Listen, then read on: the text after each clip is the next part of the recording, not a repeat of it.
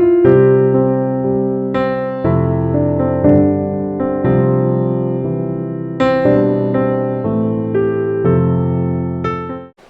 முதலில் ஏறிய மேடை ஆசிரியர் அவர்கள் பேசிய மேடை தான். Kottar railway feeder road. அன்றைக்கு திராவிடர் கழகத்தின் நாகர்கோவில் நகர செயலாளராக இருந்த டாக்டர் தியாகராஜன் அவர்கள்தான், ஆசிரியர் இன்றைக்கு பேசுகிறார், உன்னையும் பேச வைக்கிறேன் என்று என்னை அழைத்து மேடைக்கு சென்றார். ஆசிரியர் இன்னும் இயங்கிக் கொண்டே இருக்கிறார். நான் ஓடிக்கொண்டே இருக்கிறேன், எங்கே இருக்கிறது என் சிகரம்? நான் தேடிக்கொண்டே இருக்கிறேன், எங்கே இருக்கிறது என் புதையல்? பெரும் கடலில் நான் நீந்திக் கொண்டே இருக்கிறேன், எங்கே இருக்கிறது என் அமைதிக்கான தீவென்று அப்துல் கலாம் அவர்கள் நாடாளுமன்றத்தின் அத்தாணி மண்டபத்தில் ஒரு கவிதையை தமிழில் சொன்னார். அதற்கு பொருத்தமாக ஆசிரியர் இருக்கிறார் என்பதற்கு இந்த புத்தகத்தில் பல செய்திகள் இருக்கின்றன. அதையெல்லாம் விவரித்தும் பேசுவதற்கு எனக்கு நேரம் இல்லை என்றாலும் என்னுடைய உள்ளத்தை தொட்ட ஒன்றை நான் இங்கே சொல்லிவிடுகிறேன். ஆசிரியர் அவர்கள் இந்த புத்தகத்தில் ஜூலியஸ் எழுதிய ஊருக்கு ஒரு குடி, தியோ கார்பர்னோன் பிரெயின் செயின்ஸ், ஹேமின் எழுதிய the things you can see only when you slow down, புரோந்தர் சக்கரவர்த்தி எழுதிய பரிணாமத்தின் ஊடான வாழ்க்கையின் விளக்கம், ரகுராம்ஜி ராஜன் ரோஹித் லாம்பாவின் பழைய வார்ப்புகளை உடைத்து எறிவோம், சே முனியசாமியினுடைய விறகு வண்டி முதல் விமானம் வரை, மிக்கி விரிண்டினுடைய all you needs is less, Haemin Sunim அவர்களுடைய when things don't go your way, பேராசிரியர் ராமசாமி அவர்களின் ஒரு வரலாற்று ஆசிரியரின் வரலாறு, இத்தனை புத்தகங்களை படித்ததை ஆசிரியர் இந்த நூலில் பதிவு செய்திருக்கிறார். இது யாருக்கும் வசப்படாது,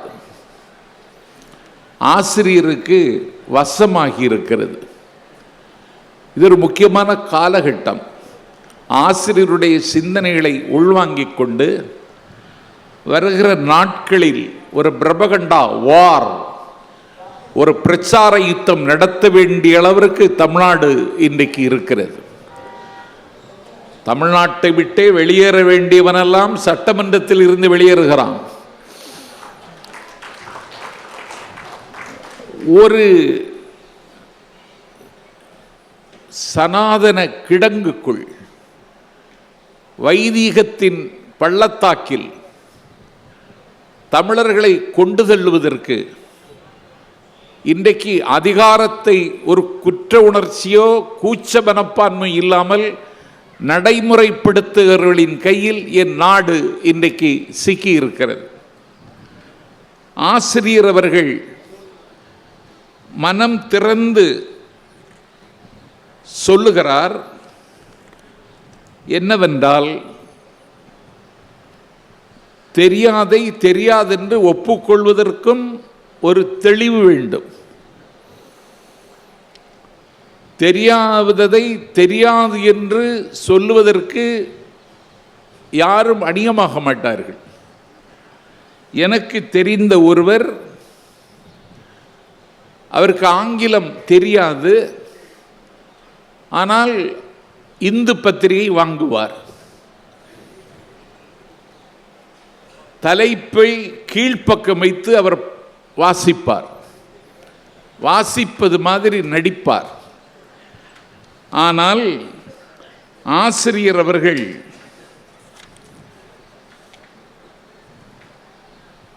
ஒரு புத்தகத்தை, கொடூர மறதி நோய் சிகிச்சை, ஒரு புதுவகை ஆய்வு, ஒரு திருப்பம் என்ற ஒரு தலைப்பில் ஒரு கட்டுரை எழுதியிருக்கிறார். எனக்கு 2021 நான் நினைவிழந்தேன். உடல்நலம் தேறி ஆசிரியரை வந்து பார்த்த பொழுது, கழிவறைக்கு செல்லுகிற பொழுது கதவை சாத்தாதே என்று எனக்கு கட்டளையிட்டார். ஒரு தாயின் பரிவோடு அதை சொன்னதாக ஏற்றுக்கொண்டு நான் அதற்கு பிறகு கழிவறையில் கதவு சாத்துவதில்லை. அந்த ஞாபக மறதி குறித்த ஆசிரியர் எழுதிவிட்டு இரவு 12 மணி தாண்டி 2 மணி அளவில் மூளை சுரக்கும் ஒருவித பிளேக்கு தடுப்பான்கள் போல உருவாகி சிந்தனையை, மூளையின் ஆற்றலை வெகுவாக பாதிக்கும். இரவு 2 மணி அளவில் கண் விழிப்பவர்கள் அதை தவிர்ப்பது மிகவும் நல்லது. இங்கே தான் நான் சொல்ல வருகிற செய்தி, பல செய்திகள் அச்செய்திக்குள் டெக்னிக்கலாக உள்ளதால் துல்லியமாக என்னால் உங்களுக்கு விளங்கும்படியாக எழுத முடியவில்லை என்று ஆசிரியர் பதிவு செய்கிறார். எனக்கு டெக்னிக்கல் நாலெட்ஜ் இல்லை என்று ஆசிரியரை மனம் திறந்து ஒப்புக்கொள்ளுகிறார் என்றால் இவர்தான் அறிஞர் என்று சொல்லி ஆராதிக்கப்பட வேண்டிய தகுதிக்குரியவர். ஏனென்றால் தவக்கலைகள் எல்லாம் இப்பொழுது தாண்டி குதிக்கின்றன. தகரங்களெல்லாம் தன்னை சிகரங்கள் என்று சொல்லிக் கொண்டிருக்கின்றன. அறிவொளி இயக்கத்தில் சேராத அடிமுட்டாள்களெல்லாம் எல்லாம் அறிந்தவனைப் போல இன்றைக்கு காட்டிக் கொள்கிறார்கள். ஆசிரியர் மீண்டும் சொல்லுகிறார், 19வது பக்கத்தில் 1940களில், இன்றைக்கு நூலகம் ஒரு இயக்கமாகிவிட்டது. ஊரெல்லாம் இன்றைக்கு நூலகங்களை தொடங்குகிறார்கள். வீடுதோறும் வீதிதோறும் இன்றைக்கு படிப்பகங்கள் உருவாகி வருகின்றன. தமிழ்நாட்டில் அப்படி ஒரு விழிப்புணர்வு வந்திருக்கிறது. ஆனால் 1940களில் படகிலே நூலகம் இருந்தது.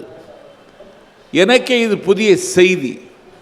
படகிலே நூல்களை அடுக்கி வைத்துவிட்டு இந்த படகு பயணத்தின் போது வாசிப்பதற்கான வசதி இன்றைக்கு இருந்தது. 1940களில் வெடித்த தெலுங்கானாவின் பிரம்மாண்டமான சிவப்பு யுத்தத்திற்கு வழிகோலியது அந்த படகு நூலகம் என்று ஆசிரியர் ஒரு செய்தியை இங்கே பதிவு செய்கிறார். அதை தாண்டி ஆசிரியர் ஒரே ஒரு செய்தியை சொல்லிவிட்டு முடிக்கிறேன். எல்லாவற்றையும் எழுதுகிறார். அவர் வழக்கறிஞர் பட்டம் பெற்றவர். வழக்கறிஞர் பட்டம் பெறாவிட்டால் அவர் தமிழ்நாட்டின் தலை சிறந்த மருத்துவராகி இருப்பார்.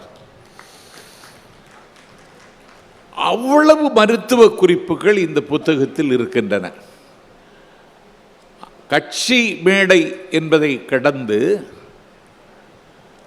ஒரு தன்னம்பிக்கை கருத்தரங்குகளில் நான் உரையாற்றுகிறேன். பிப்ரவரி திங்கள் 1ஆம் தேதி கோவையில் உள்ளுவதெல்லாம் உயிர் உள்ளல் என்ற தலைப்பில் நான் பேச வேண்டும். ஆகவே தன்னம்பிக்கை கருத்தரங்குகளில் பேசுவதற்கு இனிமேல் எந்த புத்தகத்தை வாசிக்க வேண்டிய தேவையில்லை. ஆசிரியர் அவர்களின் வாழ்வியல் சிந்தனைகளை வாசித்தாலே 1000 செய்திகளை ஆசிரியர் இந்த புத்தகத்தில் பந்தி வைத்திருக்கிறார்கள். ஆசிரியர் ஒரு வரலாற்று சம்பவத்தை சொல்லுகிறார். வயநாடு ஒரு மிகப்பெரிய நிலச்சரிவை சந்தித்த இடம். அங்கே ஒரு இஞ்சி தோட்டத்தில் ஒருவர் வேலை பார்க்கிறார். விளைந்த இஞ்சியை பூமியிலிருந்து அகழ்ந்து எடுத்து அதை தூய்மை செய்து வைக்க வேண்டிய வேலை தான் அந்த தோட்டத்தில் வேலை பார்க்கிறவருடைய வேலை. அவருடைய மகனுடைய பேர் முஸ்தபா. அந்த முஸ்தபா தந்தைக்கு கூடவே சேர்ந்து இஞ்சி தோட்டத்தில் வேலை பார்க்கிறார். ஒரு 5ஆம் வகுப்பு வரை படித்துவிட்டு இஞ்சி தோட்டத்தில் தந்தைக்கு கூட இருந்து வேலை பார்த்து குறைந்த ஊதியத்தில் 3 வேளை உணவுக்கு கூட உத்தரவாதம் இல்லாத வாழ்க்கை இந்த வாழ்க்கை. அவனுடைய வகுப்பாசிரியர் அந்த இஞ்சி தோட்டத்திற்கு ஒரு நாள் வருகிறார். இடைநிற்றலால் அவனுடைய கல்வி பாதிக்கப்பட்டது என்கிற கவலையோடும் கரிசனத்தோடும் முஸ்தபாவை பார்த்து, நீ இப்படி இஞ்சி தோட்டத்திலே வேலை பார்த்து எஞ்சிய நாட்களை கழிக்கப் போகிறாயா? நீ மீண்டும் பள்ளிக்கூடத்திற்கு வா என்று சொல்லி அவனை பள்ளிக்கு அழைத்து சென்று அவனை விட வயதில் இளைஞ மாணவர்களுக்கு மத்தியில் வயதில் பெரிய முஸ்தபா அவர்களோடு படித்து, அவர் படிக்கிற பொழுது அந்த ஆசிரியர் அவருக்கு வழிகாட்டுகிறார். உனக்கு எந்த சப்ஜெக்ட் உனக்கு கை வருகிறதோ அதை மட்டும் கவனமாக ஊன்றி படி, அதிலே முதல் மதிப்பெண் பெற முயற்சித்துன்னு சொல்லி அவர் அதற்கு பிறகு கணிதத்தை ஊன்றி கவனித்து படித்து அந்த பள்ளியிலேயே முதல் மாணவனாக தேர்ச்சி பெற்று அவர் BE பொறியியல் பட்டம் பெற்றார் முஸ்தபா என்று இங்கே ஒரு பதிவு செய்திருக்கிறார். ஆகவே துரும்பாக இருப்பவர்கள் இரும்பாக மாறுவதற்கும், இரும்பாக இருப்பவர்கள் ஆயுதமாக மாறுவதற்கும், பொன்னாக மின்னுவதற்கும், பூவாக மலர்வதற்கும் வாழ்வியல் சிந்தனை என்று சொல்லக்கூடிய இந்த புத்தகத்தில் பல மலர்கள் மலர்ந்து மனம் வீசுகிறது.